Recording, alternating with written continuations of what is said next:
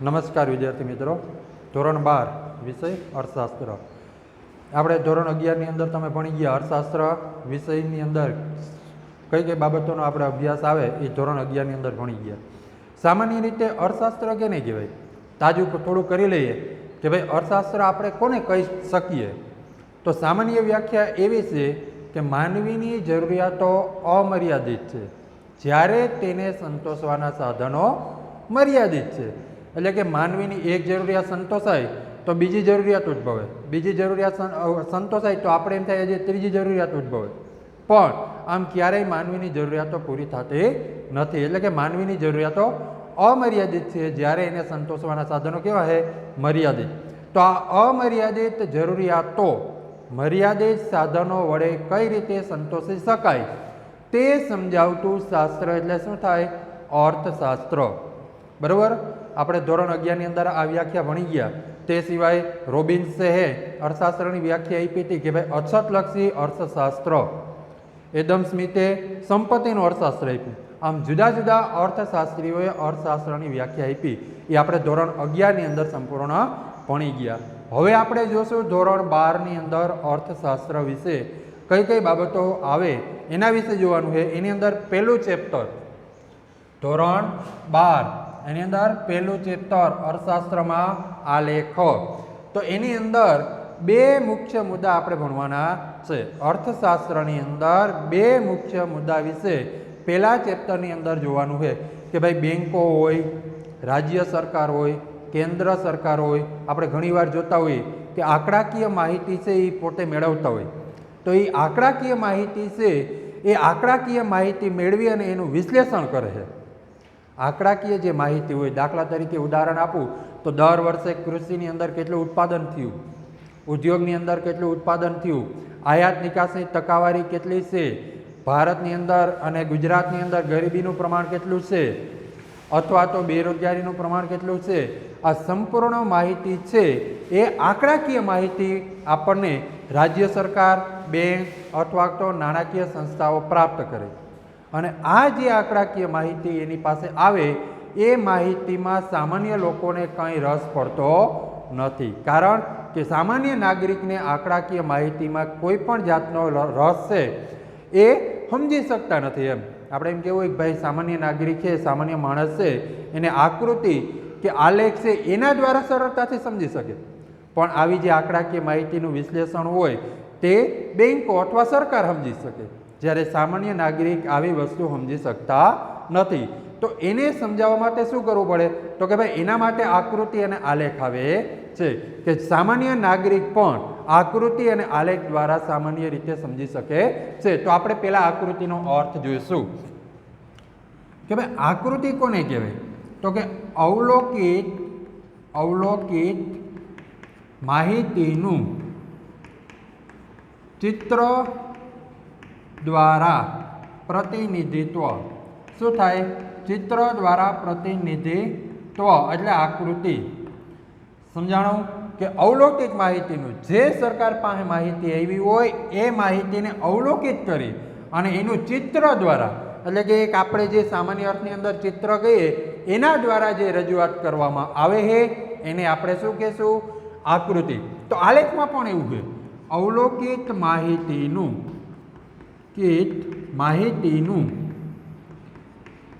ચિત્ર દ્વારા પ્રતિનિધિત્વ.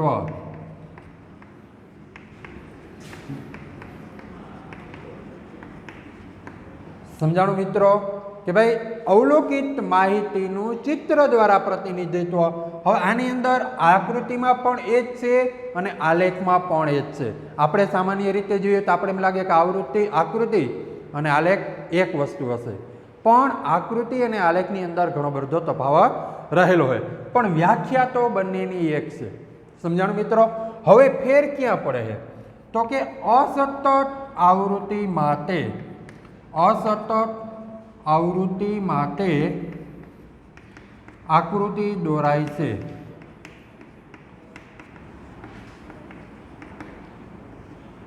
સમજાય મિત્રો?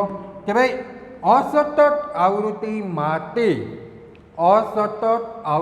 માટે આકૃતિ દોરવામાં આવે છે, જ્યારે સતત આવૃત્તિ માટે સતત આવૃત્તિ માટે આલેખ દોરવામાં આવે છે અથવા આલેખ દોરાય છે. બેઠું મગજમાં અર્થ બેયનો એક થાય કે અવલોકિત માહિતીનું ચિત્ર દ્વારા પ્રતિનિધિત્વ અથવા તો ચિત્ર દ્વારા આલેખન અથવા ચિત્ર દ્વારા રજૂઆત. કોઈ પણ શબ્દ આપણે લઈ શકીએ તો એને શું કહેવાય? આકૃતિ. આલેખમાં પણ એવું છે, અવલોકિત માહિતીનું ચિત્ર દ્વારા પ્રતિનિધિત્વ એટલે આલેખો. હવે આગળ જે આપણે જોવાનો મુદ્દો છે, અસતત આવૃત્તિ માટે આકૃતિ દોરવામાં આવે છે. કેવી આવૃત્તિ? અસતત. જ્યારે સતત આવૃત્તિ માટે શું દોરાય? આલેખ દોરવામાં આવે. હવે અસતત આવૃત્તિ કોને કહેવાય એ સમજવું પડે ને. આપણે ખબર પડી કે ભાઈ અસતત આવૃત્તિ હોય તો આકૃતિ દોરાય, જ્યારે સતત આવૃત્તિ હોય તો શું દોરાય? આલેખ. પણ અસતત આવૃત્તિ કેને કહેવાય? તો આપણે એનું ઉદાહરણ લઈ લઈએ. દાખલા તરીકે આવક અને વર્ગ. ભાઈ અસતત, આ સતત આવૃત્તિનું ઉદાહરણ જોઈએ છે. સતત આવૃત્તિ, સતત આવૃત્તિ સમજો મિત્રો. સતત અને અસતત આવૃત્તિમાં શું ફેર છે? તો સતત આવૃત્તિની અંદર આવક કેટલી છે? તો કે ભાઈ 10,000 થી 20,000. તો 10,000 થી 20,000 આવક મેળવનાર લોકોની સંખ્યાનો વર્ગ કેટલો છે? તો કે ભાઈ 200. હવે સતત તો 10,000 થી 20,000 આવ્યા તો અહીંયા કેટલા આવશે? 20,000 થી 30,000. એની વર્ગ કેટલો છે? તાકે 300. બે મગજમાં સતત આવૃત્તિ કેને કહેવાય? 10,000 થી 20,000 આવક ધરાવનાર વર્ગ કેટલી છે? તો કે 200 લોકો. એવી રીતે 20,000 થી 30,000 ની આવક ધરાવનાર વર્ગ કેટલો છે? 300. આગળ 30,000 થી 40,000 આવક ધરાવનાર વર્ગ કેટલો છે? 400. તો આની અંદર તમે જોઈ શકો સતત આવે છે, કન્ટિન્યુ ક્રમ બાય ક્રમ આવે છે કે 10,000 થી 20,000 ની આવક ધરાવનાર વર્ગ કેટલો છે? તાકે 200. 20,000 થી 30,000 ની આવક ધરાવનાર વર્ગ 300. 30,000 થી 40,000 આવક ધરાવનાર વર્ગ કેટલો છે? 400. તો આને શું કહેવાય? સતત. 10 થી 20 તો 200 વર્ગ, 20 થી 30,000 300 વર્ગ, 30 થી 40,000 કેટલો વર્ગ? 400. બેઠું મગજમાં. આ ક્રમ બાય ક્રમ હોય એને આપણે શું કહેશું? કે સતત આવૃત્તિ. હવે આપણે જોઈએ અસતત કેને કહેવાય એનું ઉદાહરણ પણ આપણે અહીં જોઈ લઈએ. અસતત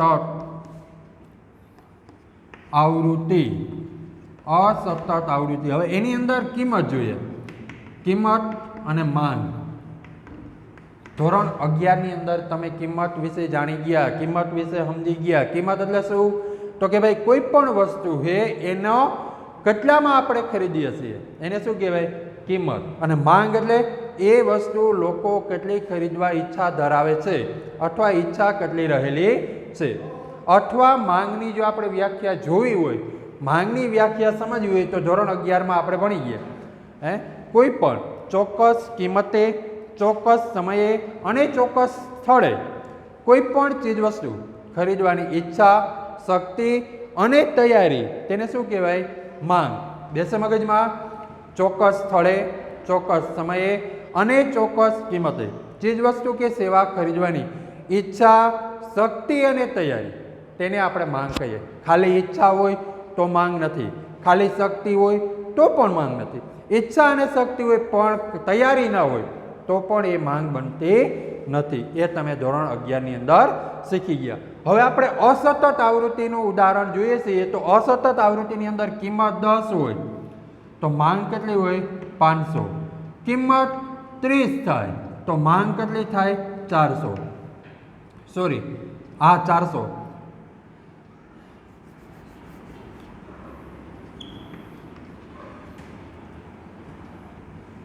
પછી કિંમત 40 થાય તો માંગ છે 100. કિંમત 60 થાય તો માંગ છે 50. આમાં અસતત દેખાય છે તમને. અહીંયા આપણે જેમ ક્રમમાં તો 10 થી 20,000 તો 200, 20 થી 30,000 તો 300, 30,000 થી 40,000 તો 400. જ્યારે અહીંયા કિંમત 10 હોય ત્યારે માંગ 500 ની થાય. કિંમત 30 થાય. સમજો, કિંમત 10 હોય તો માંગ 500, કિંમત 30 હોય તો માંગ 400, કિંમત 40 હોય તો માંગ 100 અને કિંમત 60 હોય તો માંગ કેટલી થાય? 50. આમાં આપણે ક્યાંય કન્ટિન્યુ નથી. 500 માંથી 100, 100 થી 100 આવ્યા તો 100 માંથી 50 આવી ગયા. એટલે કે ભાઈ જે માહિતી છે એ અસતત છે, ક્રમમાં હોતી નથી. એટલે આ આપણે અસતત અને સતત કેને કહેવાય? આકૃતિ દોરવી હોય તો અસતત માહિતી આવે છે, જ્યારે આલેખમાં સતત આવૃત્તિ માટે આલેખ દોરવામાં આવે છે. હવે બીજો મુદ્દો જોઈએ આકૃતિ અને આલેખના તફાવતની અંદર. તો આકૃતિ દોરવા માટે આંકડાશાસ્ત્રનું ઊંડા જ્ઞાનની જરૂર નથી. આંકડાશાસ્ત્રના જ્ઞાનની જરૂર નથી. સમજાય કે આકૃતિ દોરવા માટે આંકડાશાસ્ત્રના જ્ઞાનની આપણે કોઈ પણ જાતની જરૂરી હોતી નથી. સામાન્ય વ્યક્તિ પણ આકૃતિ દોરી શકે. જ્યારે આલેખ દોરવા માટે, સમજો, આલેખ દોરવા માટે આંકડાશાસ્ત્રના જરૂર પડે છે. આંકડાશાસ્ત્રના જ્ઞાનની જરૂરિયાત રહે છે. કે ભાઈ સામાન્ય વ્યક્તિ પણ આકૃતિ દોરી શકે, પણ આલેખ દોરવો હોય તો સામાન્ય વ્યક્તિ દોરી શકતા નથી. તો આપણા મનની અંદર એવું થાય કે આ આલેખ કોણ દોરી શકે? કે જેની પાસે આંકડાશાસ્ત્રનું ઊંડાણપૂર્વક જ્ઞાન હોય, કે જે આંકડાશાસ્ત્ર જાણતો હોય, એ વ્યક્તિ આલેખ વ્યવસ્થિત દોરી શકે છે, સામાન્ય વ્યક્તિ નહીં. બેસે મગજમાં કે આકૃતિ દોરવા માટે આંકડાશાસ્ત્રના જ્ઞાનની જરૂરી નથી. જ્યારે આલેખ દોરવા માટે આંકડાશાસ્ત્રની જરૂરિયાત વધારે પ્રમાણમાં છે. બરાબર? કે ભાઈ આકૃતિ દોરવી હોય તો આંકડાશાસ્ત્રનું જ્ઞાન ના હોય એ પણ આકૃતિ દોરી શકે, પણ આલેખ દોરવો હોય તો એની અંદર આંકડાશાસ્ત્રની જરૂર પડે છે. આંકડાશાસ્ત્રનો જેની અભ્યાસ ના કર્યો હોય એવા સામાન્ય લોકો આલેખ દોરી શકતા નથી. જ્યારે આકૃતિ તો સામાન્ય નાગરિક પણ દોરી શકે છે. હવે બીજો મુદ્દો કે ભાઈ સ્વયં સ્પષ્ટ ન હોય, સ્વયં સ્પષ્ટ ન હોય તેવી માહિતી માટે આકૃતિ દોરાય છે. કે ભાઈ જે માહિતી છે સ્વયં સ્પષ્ટ નથી, જે માહિતી છે એ સ્વયં સ્પષ્ટ ન હોય, એટલે કે પોતે માહિતી છે એ વ્યવસ્થિત ન હોય, એટલે કે પોતાની રીતે કંઈ આ માહિતી સમજાવતી ન હોય, એવી જે સ્વયં સ્પષ્ટ ન હોય એવી માહિતી માટે આકૃતિ દોરવામાં આવે. જ્યારે આલેખની અંદર સ્વયં સ્પષ્ટ માહિતી માટે આલેખ દોરાય છે. કે જે અહીંયા એક તફાવતનો મુદ્દો એ પણ બને છે કે જે સ્વયં સ્પષ્ટ ન હોય તેવી માહિતી માટે આકૃતિ દોરાય, કે જે માહિતી પોતાની રીતે કંઈ નેતૃત્વ અથવા કંઈ રજૂ નથી કરી શકતી એવી માહિતી માટે આકૃતિ દોરાય. જ્યારે સ્વયં પોતે એક માહિતી સ્પષ્ટ હોય એવી માહિતી માટે આપણે આલેખ દોરવામાં આવે છે. તો હવે તો તમને આકૃતિ અને આલેખ વિશે શું ભેદ છે એ તમને ખબર પડી ગઈ હશે. પડી ગઈ ને?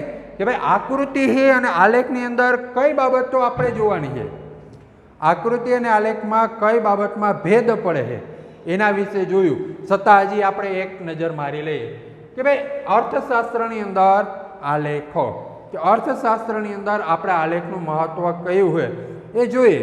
હવે આપણે એમ થાય કે ભાઈ આલેખનું શું કામ છે? પહેલી નજરમાં હમણાં આપણે વાત કરી એમ આકૃતિ અને આલેખ બંને આપણે એમ લાગે કે ભાઈ આકૃતિ છે એ જ આલેખ છે અથવા આલેખ છે એ જ આકૃતિ છે, પણ નહીં. હવે આપણે આ અભ્યાસ કર્યો એના ઉપરથી તમને ખબર પડી જાય કે આકૃતિ અને આલેખમાં ઘણો બધો તફાવત રહેલો છે. શું તફાવત છે? તો કે અવલોકિત માહિતીનું ચિત્ર દ્વારા પ્રતિનિધિત્વ, એને આકૃતિ કહેવાય. આલેખમાં પણ એ જ છે, અવલોકિત માહિતીનું ચિત્ર દ્વારા પ્રતિનિધિત્વ, એને શું કહેવાય? આલેખ. સમજાય મિત્રો? વ્યાખ્યાની અંદર કોઈ પણ જાતનો ડિફરન્સ હોતો નથી. અવલોકિત માહિતીનું ચિત્ર દ્વારા પ્રતિનિધિત્વ અને અવલોકિત માહિતીનું ચિત્ર દ્વારા પ્રતિનિધિત્વ બંનેને આપણે આકૃતિ અને આલેખ કહી શકીએ. વ્યાખ્યા બંનેની એક જ છે. હવે અસતત આવૃત્તિ માટે આકૃતિ દોરાય. સમજો મિત્રો, અસતત આવૃત્તિ માટે આકૃતિ દોરાય અને સતત આવૃત્તિ માટે શું દોરાય? આલેખ. જ્યારે આના વિશે આપણે જોવું હોય તો આપણે સિમ્પલ ઉદાહરણ છે સતત આવૃત્તિ, એની આકૃતિ આપણે જોઈ લઈએ કે ભાઈ સતત આવૃત્તિ વિશેનું વાત કરી, જેની અંદર એક્સ અને ઉપલી ધરી કઈ કહેવાય? વાય. આકૃતિ સૌથી પહેલા દોરી, જમણી બાજુ જે આવે એ એક્સ ચલ કહેવાય. શું કહેવાય? એક્સ. અને ઉપલી જે ધરી છે એને શું કહેવાય? વાય ધરી. અને જ્યાંથી શરૂઆત થતી હોય એને શું કહેવાય? ઓ ધરી. બરાબર? તો આ જે ઓ એક્સ ધરી છે એ સ્વતંત્ર ચલ છે. કયો છે? સ્વતંત્ર.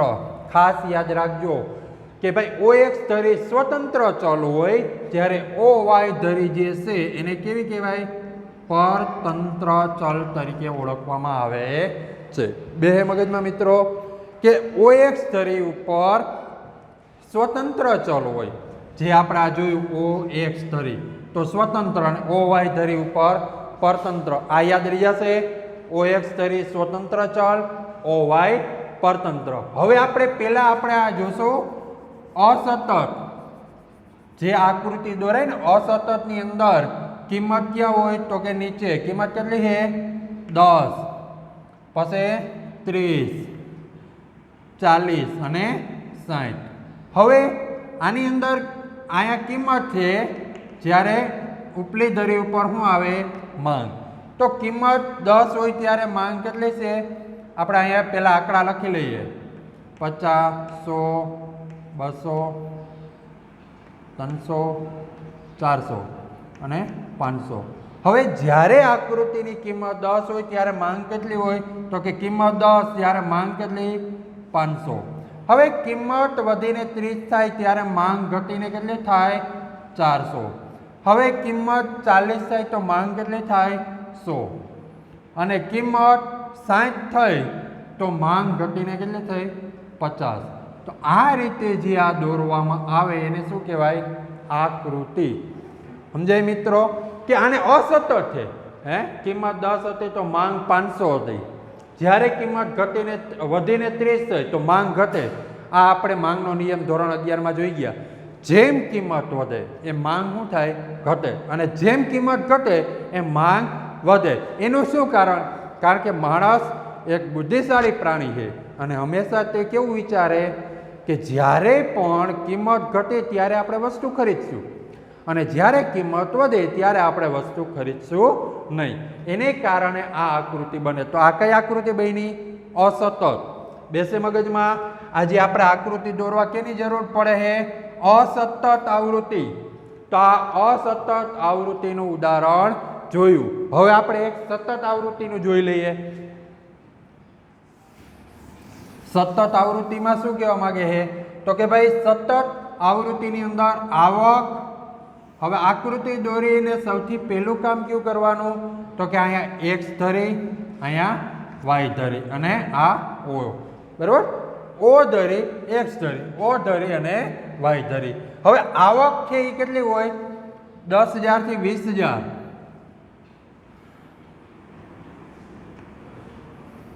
10,000 થી લઈ